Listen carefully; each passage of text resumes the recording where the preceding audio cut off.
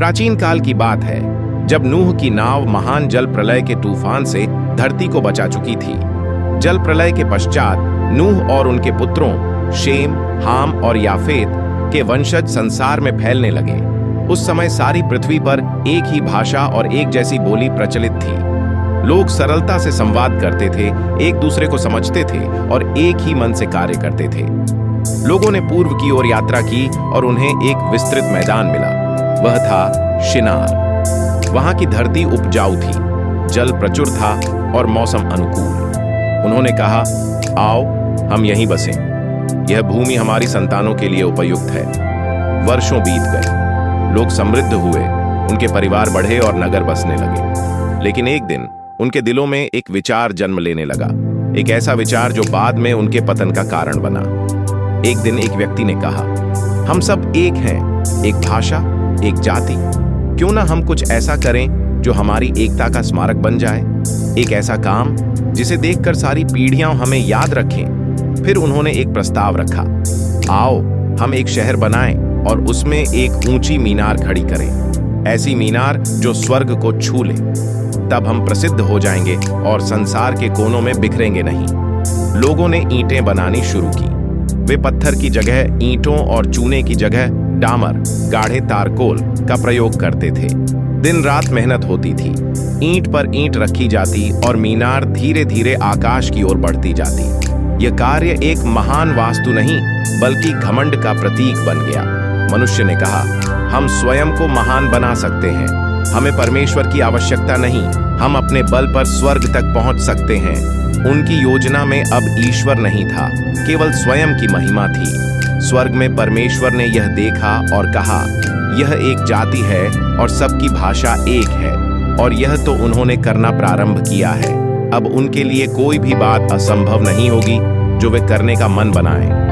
तब परमेश्वर ने निर्णय किया कि वह मनुष्य को उसके अहंकार की गहराई में नहीं गिरने देगा। परमेश्वर धरती पर उतरा, उसने मनुष्यों की भाषाएं बदल दी, भाषा की एकता टूट गई, संवाद असंभव हो गया। लोग भ्रमित हुए, उनके काम रुक गए, वे एक दूसरे से लड़ने लगे, डरने लगे और फिर वहां से भागने लगे। उस स्थान का नाम पड़ा बेबेल, जिसका अर्थ है उलझन या भ्रम। लोग विभिन्न दिशाओं में चले गए, भाषा के अनुसार वे बट गए, कुछ उत्तर की ओर, कुछ दक्षिण। वे अपने अपने प्रदेशों में जाकर बसे और नए समाज बनाए। भाषाओं, रीति रिवाजों, संस्कृतियों और परंपराओं की नींव पड़ी, परंतु मीनार अधूरी रह गई। वह अधूरी मीनार आज भी मनुष्य के घमंड की गवाही देती है। एक स्मृति है उस समय की जब मनुष्य ने परमेश्वर को भूलकर स्वयं की महिमा को स्वर्ग तक पहुंचाना चाहा।